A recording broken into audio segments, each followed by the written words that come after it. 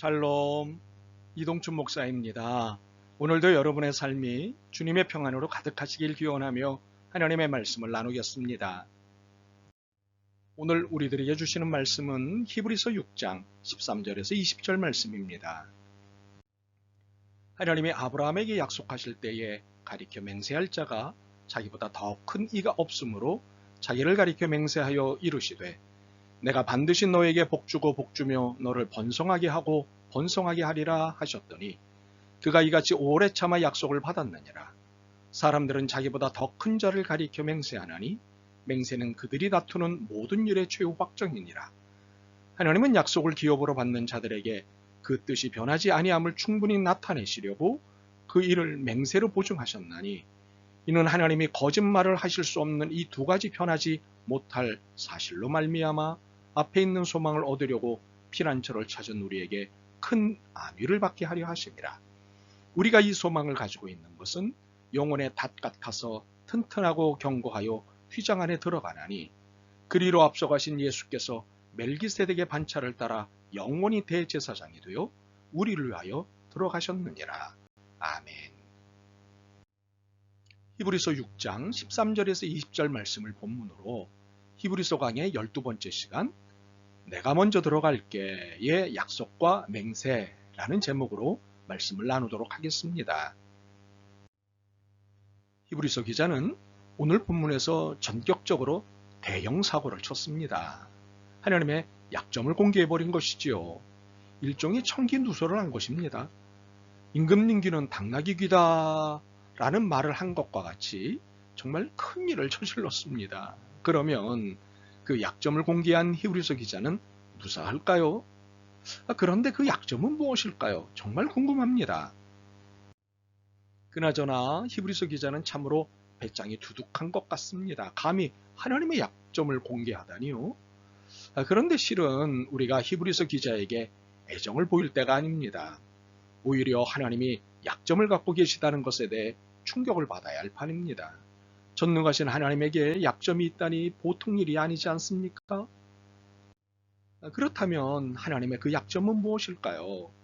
히브리서 기자가 누설한 약점은 우리로서는 전혀 상상하지 않는 약점입니다. 거짓말 하실 수 없음입니다. 어떤 경우에도 거짓말 하실 수 없다는 것이 하나님의 약점이라는 것입니다. 세상에. 그런데 히브리서 기자는 이 약점을 공개한 데 이어 병 주고 약 주는 일을 해버리고 있습니다. 하나님의 약점이 우리에게는 복이라고 말해버린 것입니다. 세상에.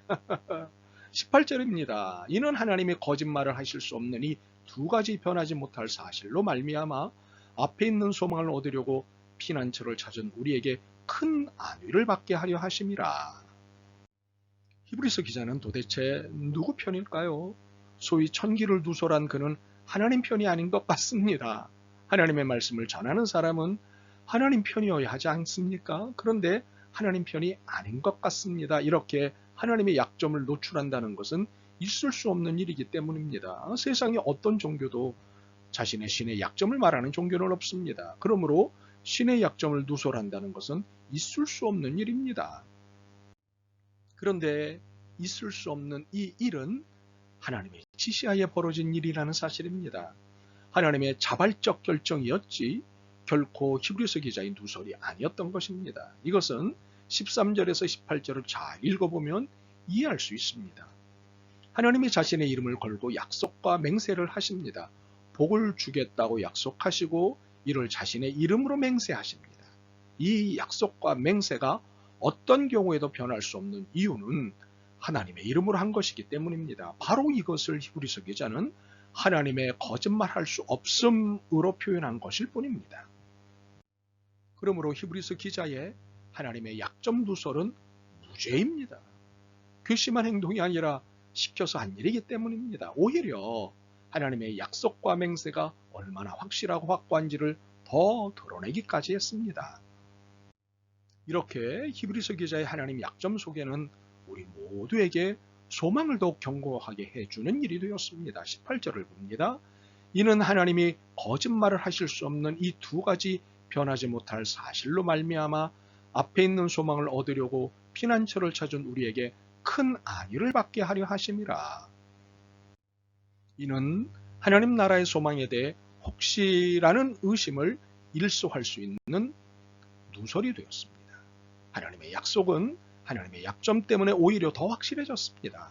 그러므로 하늘 소망에 대한 의심은 전적으로 우리들 몫이 된 것입니다. 하나님의 책임은 없습니다. 그런데 우리가 18절을 읽을 때 당황하는 내용이 있습니다. 이는 하나님이 거짓말을 하실 수 없는 이 두 가지 변하지 못할 사실로 말미암아 앞에 있는 소망을 얻으려고 피난처를 찾은 우리에게 큰 안위를 받게 하려 하심이라. 이 두 가지 변하지 못할 사실, 이것이 무엇인지가 명확하지 않기 때문입니다. 우리말 성서가 번역을 좀 서툴게 했기 때문입니다. 그렇다면 정확하게 번역하여 이 두 가지는 무엇일까요? 첫 번째는 하나님은 변함이 없는 분이라는 사실입니다. 두 번째, 하나님은 거짓으로 약속을 하지 않는 분이라는 사실입니다. 바로 이 두 가지 사실 때문에 우리가 누리게 되는 것이 있습니다. 두 가지를 누리게 되는데요. 첫째는 큰 용기를 얻어 우리 앞에 놓인 소망을 굳게 붙잡을 수 있다고 하는 사실입니다. 18절의 말씀이 그 말씀입니다. 변하지 않는 분의 정직한 약속이기에 어떤 형편에서도 용기를 얻을 수 있게 된 것입니다.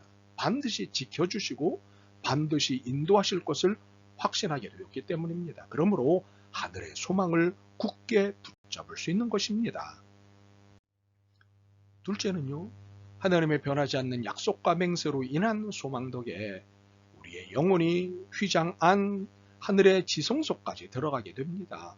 18절과 19절이 그 말씀입니다. 그리고 그 안에서의 풍성한 삶을 누리게 됩니다. 그런데 이 풍성함을 물질주의적으로 자본주의적으로 잃지 않기를 바랍니다. 자족과 감사로서의 풍성이기 때문입니다. 휘장하는 안식을 누리는 곳입니다. 영혼의 안식, 그리고 영원한 안식입니다. 우리는 이렇게 하나님의 변함없으신 영원한 약속과 맹세로 인해 소망과 안식의 삶을 누리게 됩니다. 이 얼마나 감사한 일인지요.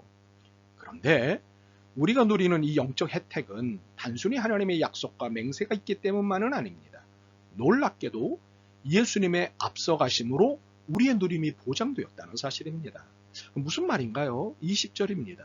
그리로 앞서가신 예수님께서 멜기세덱의 반차를 따라 영원히 대제사장이 되어 우리를 위하여 들어가셨느니라.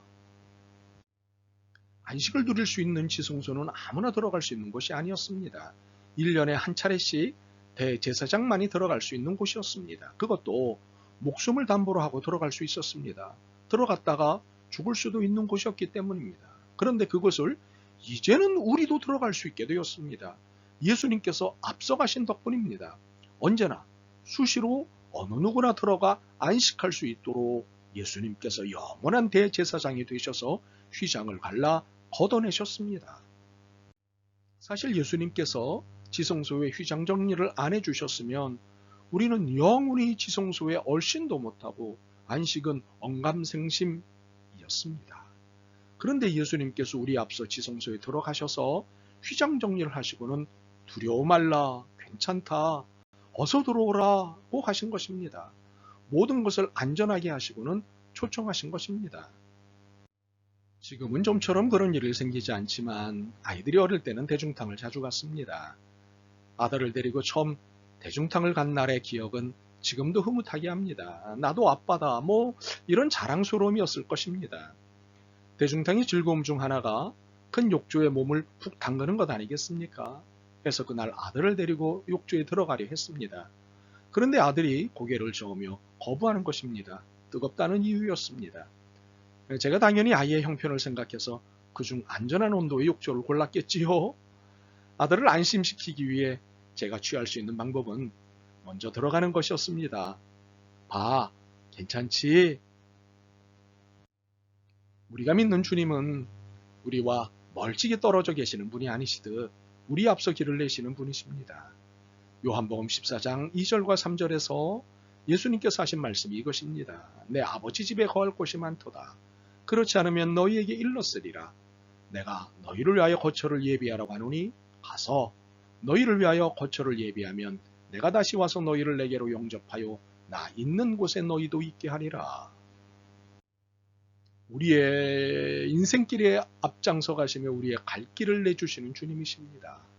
원래 앞서기를 좋아하셔서가 아니라 우리 때문에 앞장서시는 것입니다. 우리가 감당할 수 없는 모든 악조건들을 제거하시고 우리가 감당할 수 있는 것만 남겨놓으시기 위해 그리하시는 것입니다. 그리고는 주저하는 우리들에게 늘 말씀하십니다. 다 괜찮지? 자, 어떻게 하시겠습니까? 아멘? 아멘. 주님, 구원의 은총을 허락해 주셔서 고맙습니다. 그리고 늘 이 은총 가운데 저희들을 인도해 주셔서 고맙습니다. 어떤 형편에서도 굳센 믿음으로 주님의 길을 따르는 저희들이 되기를 소망합니다. 힘을 주옵소서. 예수 그리스도의 이름으로 기도드립니다. 아멘. 오늘도 여러분의 믿음과 삶을 응원합니다. 사랑합니다.